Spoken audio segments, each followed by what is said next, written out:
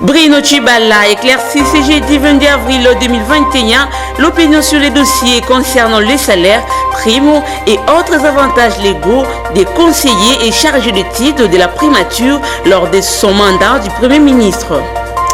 Le président de l'Assemblée nationale a réitéré sa demande à la communauté internationale d'aider la RDC à éradiquer les groupes armés terroristes pour ce qui est de la situation sécuritaire à l'est du pays. Une matinée politique a été animée le mercredi 21 avril 2021 au siège de l'Union pour la démocratie et le progrès social. C'est tout pour les titres. Bienvenue dans ce journal, mesdames et messieurs, on le parc cette actualité. Le Premier ministre honoraire Bruno Tshibala a éclairci ce jeudi 20 avril 2021 l'opinion sur les dossiers concernant les salaires, primes et autres avantages légaux des conseillers et chargés de titre de la primature lors de son mandat du Premier ministre. Suivez Bruno Tshibala dans ses propos recueillis par Ginel Pezo et Gianni Minga.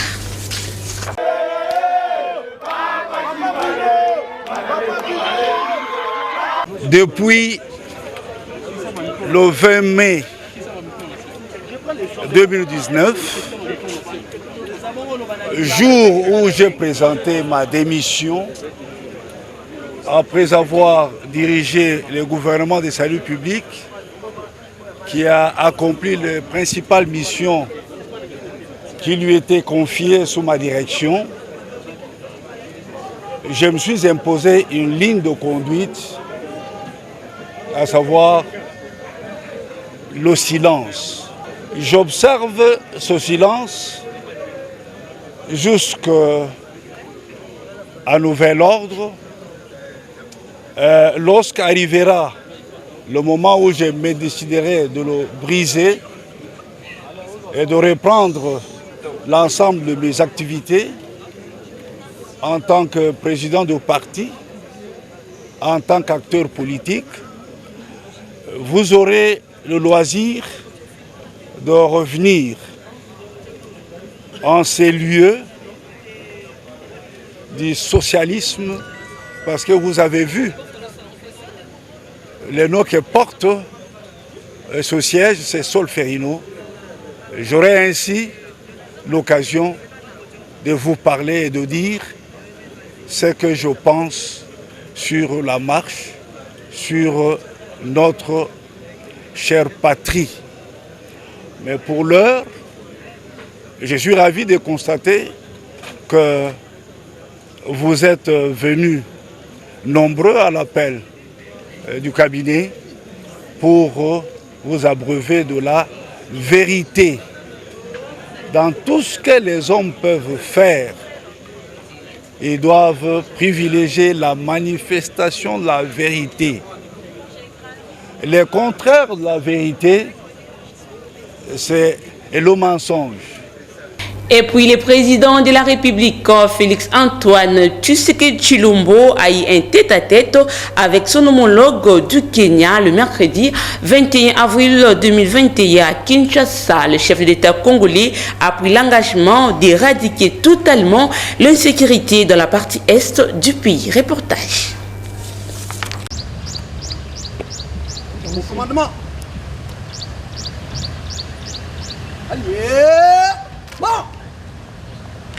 Le tapis rouge déroulé. La République démocratique du Congo par son président étale toute son hospitalité pour recevoir son hôte de marque. Arrivé à Kinshasa la veille, Uhuru Kenyatta, président de la République du Kenya, a été reçu ce mercredi au Palais de la Nation par son homologue congolais. Félix Antoine Tshisekedi et son hôte, qui avaient à leur côté leurs délégations respectives, ont dans un premier temps échangé sur les termes d'un renforcement de la coopération existante entre les deux pays. Les parties en échange se sont engagées non seulement à consolider leur coopération bilatérale stratégique, mais aussi à donner un nouvel élan à sa portée et à son ampleur.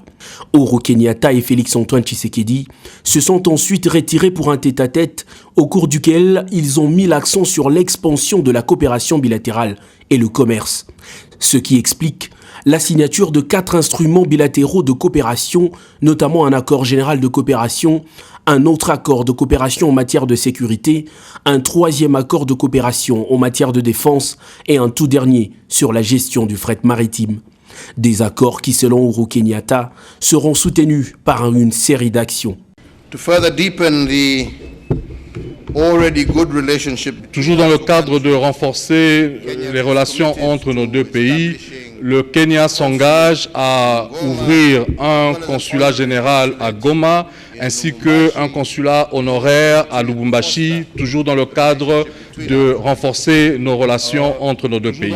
Ces actes pris vont aider les deux pays à abolir les restrictions de l'immigration afin de permettre les meilleurs échanges commerciaux et de développer des infrastructures pour encourager l'intégration, les mouvements de personnes et de biens, ainsi que la paix, a souligné le président Kenyatta, qui a également remercié son homologue pour le soutien à la candidature du Kenya comme membre non permanent du Conseil de sécurité des Nations Unies.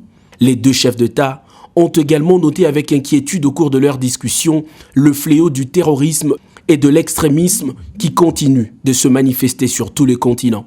Félix-Antoine Tshisekedi, qui a remercié son hôte pour la volonté du Kenya de participer à la brigade des Nations Unies afin d'appuyer les FARDC, a eu des mots clairs quant au retour de la paix dans l'est du pays. Dans les semaines qui viennent, les troupes kenyanes vont donc arriver en République démocratique du Congo pour appuyer nos forces armées afin d'attaquer de la manière la plus efficace qui soit ce problème de terrorisme et de violence à l'est de notre pays. Et donc, je profite de l'occasion pour tordre le cou à toutes ces critiques qui consistent à faire croire faussement que nous n'allons pas ou nous ne réagissons pas à la situation de l'Est.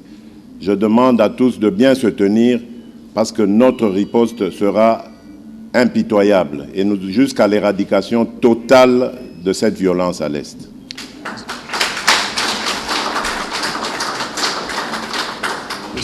La RDC veut se servir de l'exemple du Kenya dans la lutte pour la corruption et le blanchiment de capitaux afin de mieux mobiliser les recettes et faire face aux différents problèmes, a déclaré Félix-Antoine Tshisekedi, qui a annoncé des grandes réalisations dans le domaine des infrastructures. Nous allons réussir, grâce au Kenya, à relier l'Afrique de l'Est à l'Afrique de l'Ouest. Et cela va être rendu possible très bientôt par le début de travaux de construction du corridor nord, qu'on appelle. Cela va ouvrir la voie à beaucoup d'autres projets entre nos deux pays, notamment également dans le secteur énergétique. Les deux hommes d'État ont également évoqué la suite de discussions pour désigner quelques pays, au nombre desquels le Kenya et la RDC, qui vont développer des capacités de fabriquer les vaccins contre la Covid sur le sol africain.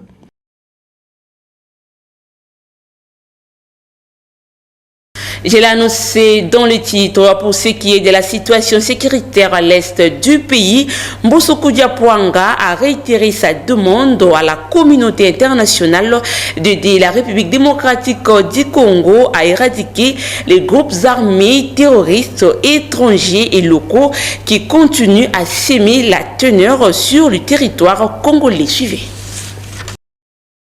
Face aux défis sécuritaires, aux besoins pressants de paix de notre peuple, nous demandons à la force onusienne de prendre conscience de la gravité de la situation à laquelle est confrontés nos compatriotes au quotidien. Nous l'appelons à interroger son système d'intervention et d'améliorer en conséquence ses performances en appui aux efforts de nos forces armées en vue du rétablissement définitif de la paix à l'est de notre pays. En attendant que chacun évolue son action, nous appelons notre population, en particulier notre jeunesse, dont la voix est portée plus haut et ces cris sont désormais entendus. Nous l'appelons, disais-je, à l'apaisement, au dialogue et à une franche collaboration avec les troupes sur le terrain, honorer ceux qui œuvrent pour la paix et ceux qui veillent à la sécurité de chacun de nous. Rejetons la voie de violence qui est le produit du nihilisme et du désespoir. C'est avec votre appui sincère et notre loyal accompagnement que le président de la République, chef de l'État, son Excellence Félix-Antoine Tshisekedi Tshilombo, pourra venir à bout de ces groupes armés terroristes qui endeuillent notre peuple et notre pays. L'actualité, c'est aussi les caucus des députés nationaux des 5 provinces de la République démocratique du Congo en proie à l'insécurité au cours de la plénière tenue le mercredi 21 avril, présidée par le président de l'Assemblée nationale, Christophe Mbossoko Diapwanga, a suspendu leur participation aux activités de la Chambre basse du Parlement dans l'intention de trouver des solutions idoines auprès du gouvernement concernant la situation sécuritaire dans la partie est du pays. Ginelle Puzo. À quelques heures de l'investiture du gouvernement de l'Union sacrée, conduit par Jean-Michel Samalou Kondé, le caucus de députés nationaux élus de la province de l'Ituri s'est révolté et suspendu le mercredi 21 avril dernier lors de la plénière tenue par le président de la Chambre basse du Parlement, Christophe Mbossoko Diapwanga, leur participation aux activités parlementaires dans l'intention de trouver des solutions adéquates concernant la situation sécuritaire dans la partie est de la République. Notre chef-lieu, la province de l'Ituri, la ville de Bunia et ses environs brûlent au moment où nous parlons. Les incendies se font de gauche à droite, les tueries se font partout, toutes les routes sont devenues inaccessibles. Et malgré les efforts de nos forces de l'ordre et de sécurité, malgré toutes les audiences que nous avons tenues, auprès du Premier ministre, auprès du chef de l'État, rien ne marche sur le terrain.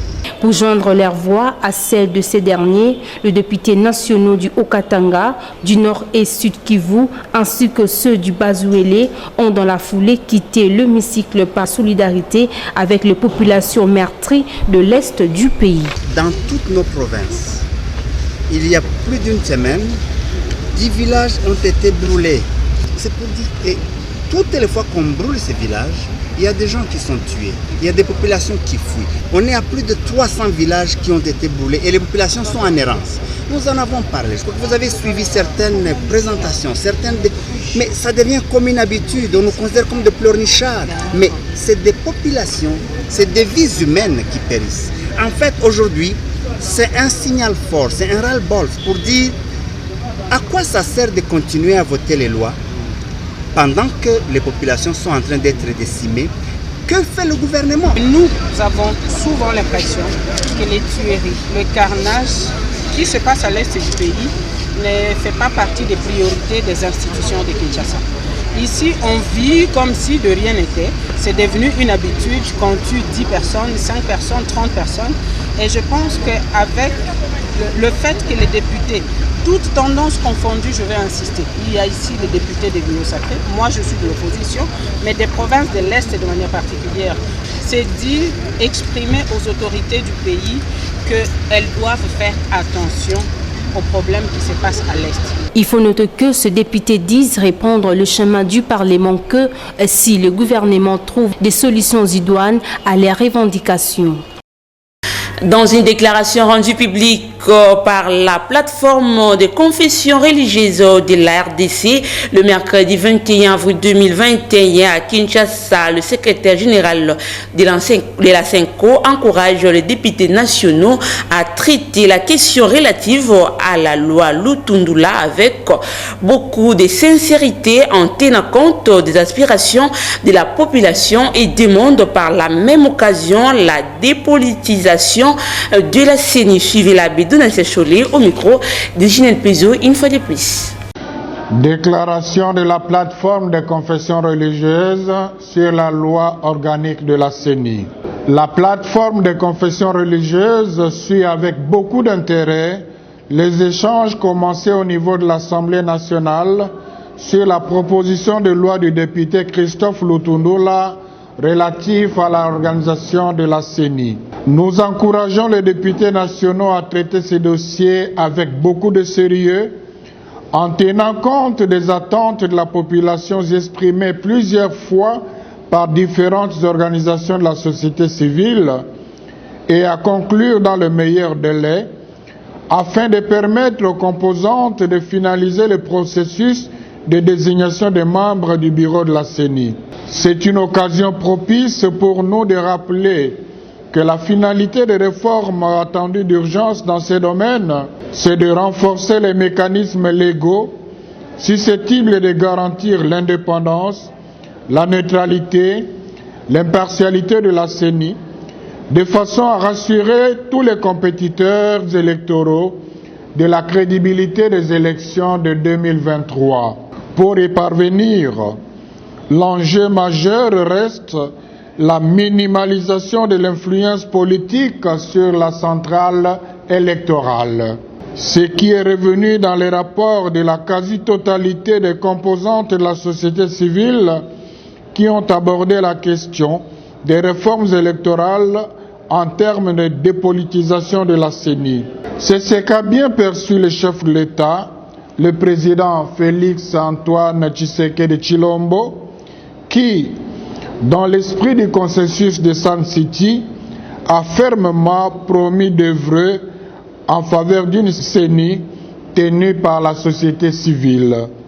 Champ de chapitre à présent, au cours d'une matinée politique tenue au siège de l'Union pour la démocratie et les progrès social, le mercredi 21 avril, le secrétaire général du parti présidentiel a déclaré haut et fort devant les militants et sympathisants de l'IDPS que le FCC et le gouvernement de l'Union sacrée vont partager le bilan en 2023. Je vous invite à suivre Augustin Kabouya dans ses propos recueillis par Agathe Messi.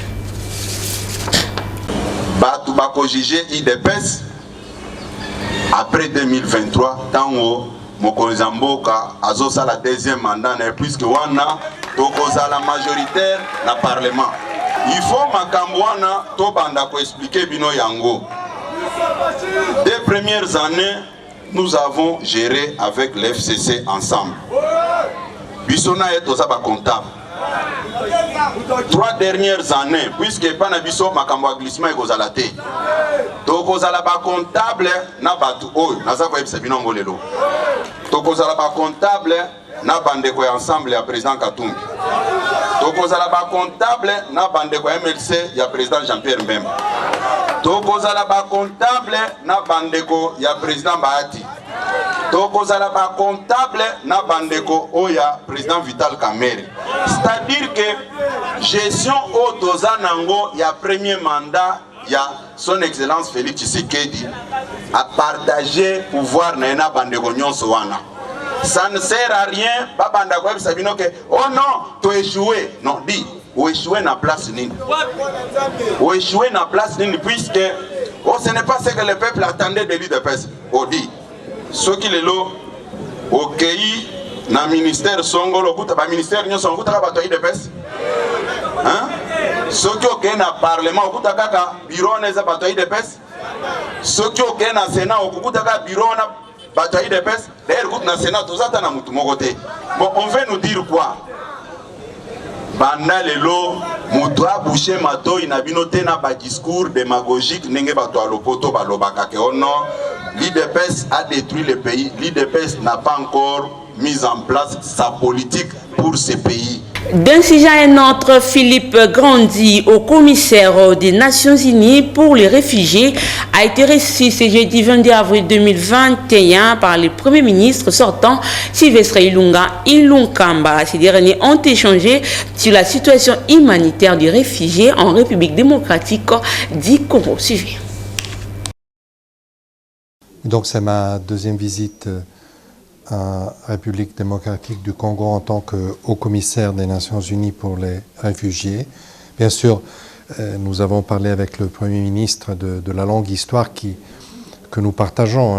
Le Haut-Commissariat a établi une présence ici en 1975, donc ça fait 46 ans de travail en commun sur toutes les situations de déplacement qui ont eu lieu dans ce pays, soit parce que des réfugiés des pays voisins sont venus chercher asile au Congo, soit parce que des Congolais se sont rendus pour le même but dans les pays voisins, soit parce que de manière croissante dans les dernières années, on a vu un phénomène de déplacement interne. Donc on s'est un petit peu penché sur ces dossiers. J'ai assuré le Premier ministre que le HCR va continuer dans son action d'appui aux autorités congolaises pour gérer les aspects humanitaires de ces questions, notamment avec le reste du système des Nations Unies, bien sûr. Mais nous avons aussi essayé de voir si on peut trouver des directions pour résoudre certains de ces problèmes, en collaboration notamment avec les pays voisins s'il s'agit de réfugiés. Je suis bien conscient qu'il s'agit d'un gouvernement sortant qui est en fin de mandat. Il y aura un autre gouvernement, mais bien sûr ces problèmes vont continuer. Donc je compte sur le Premier ministre, qui me l'a assuré d'ailleurs, je compte sur les ministres qu'on a vus ce matin pour que les questions que nous avons discutées puissent être transmises au prochain gouvernement pour que ce dialogue continue. Je répète, je suis là pour réitérer l'appui des Nations Unies et du HCR au gouvernement et au peuple congolais. Je suis aussi ici pour faire appel à la communauté internationale pour qu'il y ait plus de ressources humanitaires et au développement partagées avec le Congo pour qu'on puisse l'aider dans cette lourde tâche. Hier, j'étais au nord, dans le nord Ubangui, j'ai visité les zones qui hébergent les réfugiés de la République centrafricaine, les derniers qui sont arrivés dans ce pays. Et je voudrais conclure pour dire que j'apprécie beaucoup l'hospitalité congolaise qu'une fois de plus a permis à des gens en fuite des conflits, de la violence, de trouver un havre de paix, ne fût-ce que pour une période, en attendant qu'ils puissent rentrer chez eux. À la primature, le Premier ministre sortant Sylvestre Ilunkamba a présidé le mercredi 21 avril 2021 la réunion du comité de conjoncture économique. Suivez les comptes rendus avec les VPM sortants du plan Élysée Mondemwe. En ce qui concerne le contexte national, il est marqué par l'autorisation le 17 avril par le tribunal de commerce de Kinshasa-Gombe à travers l'ordonnance numéro 0281/2021 de la saisie conservatoire des créances sur les avoirs appartenant à la société minière Kibali Gold. Cette autorisation intervient pour une sûreté et garantie des paiements des créances évalué à 1,113 800 000 $ américains dus à la société minière Kilomoto. L'autre activité, c'est l'organisation le 13 avril de la table ronde sur le digital 2021 par le ministère des Postes, Télécommunications et Nouvelles Technologies de l'Information et de la Communication.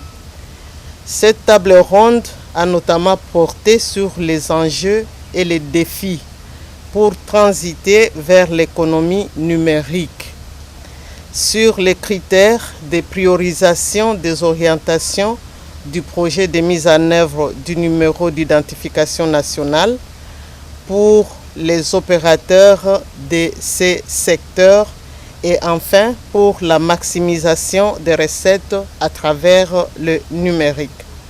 Autre activité, c'est la tenue le 16 avril de la 3e réunion du comité de politique monétaire pour 2021.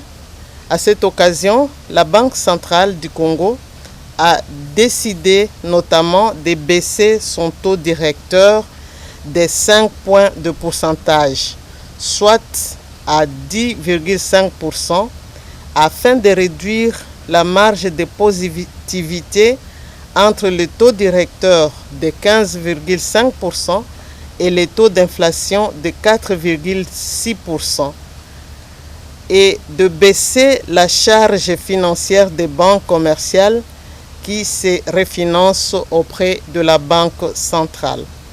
Dans le même registre, la question liée à l'arrestation du ministre sortant de l'EPST Willy Bakonga n'a continue pas moins suscité débat et commentaires au sein de l'opinion. Pour maître Jean Bosco Lalo, président de la société civile des avocats de la population congolaise, cette décision est salvatrice mais demande que l'argent détourné soit rendu au trésor public.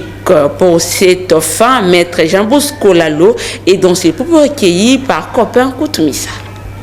D'abord, il faut saluer le fait qu'on ait mis la main sur lui, effectivement.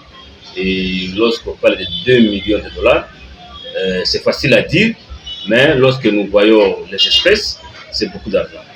C'est beaucoup d'argent, même beaucoup trop d'argent pour un pays comme la RDC, où la population a un niveau de vie en dessous de 1 dollar par citoyen.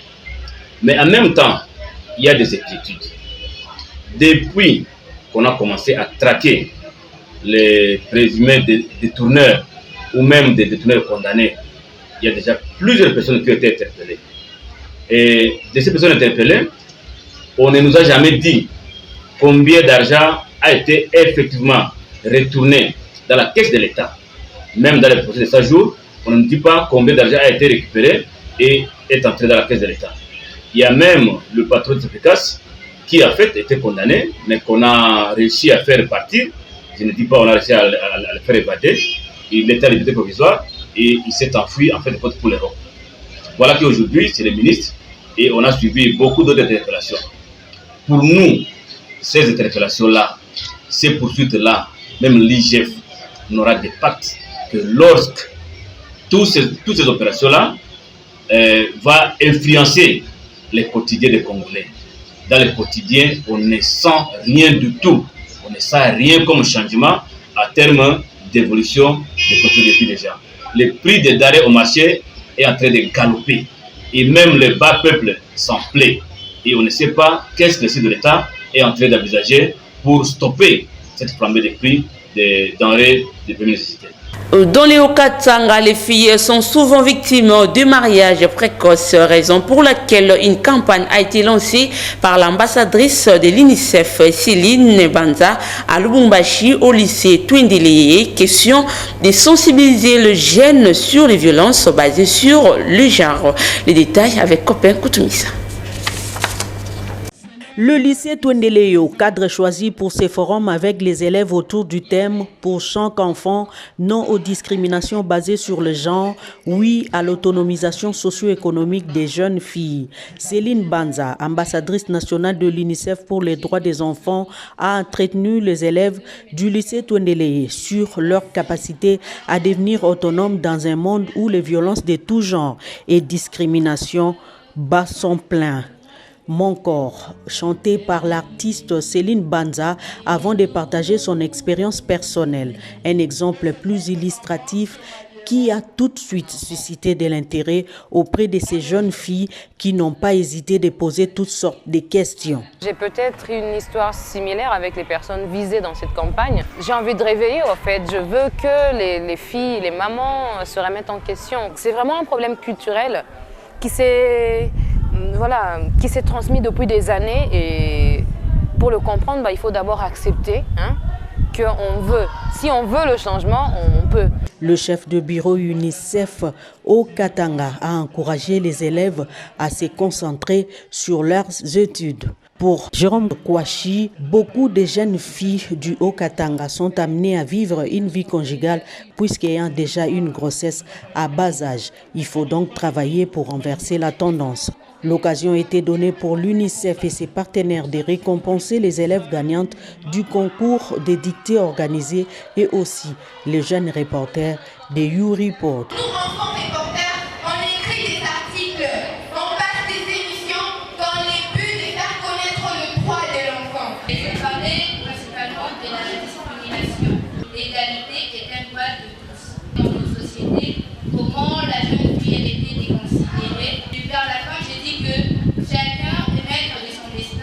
Un forum qui a permis à ces jeunes de comprendre les violences basées sur le genre, les causes et comment les prévenir avec ces moments d'échange animés par Sylvine Sona de la communication UNICEF. Pour boucler ce journal, le disageux des avenues Yolo Kapela, Kimwenza et Bongolo de la commune de Kalamou s'inquiète sérieusement en ce qui concerne l'état de ces axes routiers d'importance capitale. Reportage de Doudou Kalonji et Jonathan Koyapia. Le terminus des avenues Yolo Kapela et Kimwenza dans la commune de Kalamou est devenu quasi impraticable. Pour cause, un grand tour rempli d'eau des pluies abattues à Kinshasa ces derniers jours, empêchant ainsi la bonne circulation des véhicules et taxis, ajouter à cela les embouteillages. Ça fait des années. Donc depuis que tu présentes Sikakota, Vatikana occupé les Kamwanzela. Pour le moment, Mituka a il est soute. Il y a un fils qui bat moto pour les na difficulté ya ozwa moi parti moko ezaboué. À part wana batami tuka ba Hollanda moi distance il faut ba que université mais pour na awa passage ya kasute. 3 ans 2 ans bande kufi.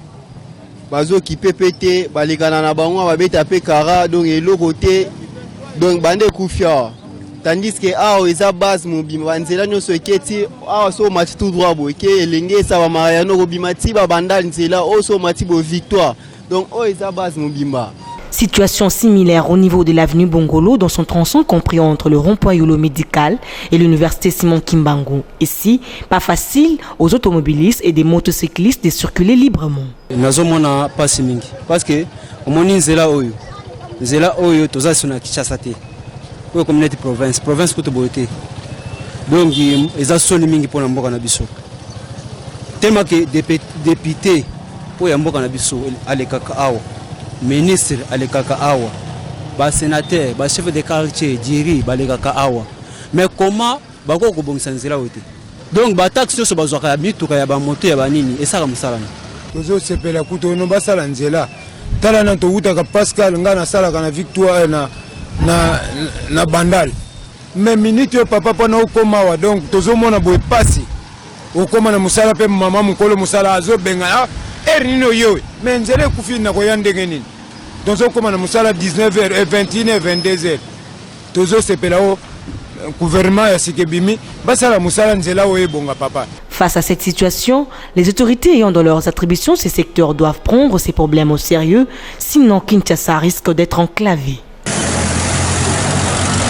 Voilà, c'est la fin de cette édition. Place au rappel de titres. Bruno Tshibala éclaircit ce jeudi 22 avril 2021 l'opinion sur le dossier concernant les salaires, primes et autres avantages légaux des conseillers et chargés d'études de la primature lors de son mandat du Premier ministre.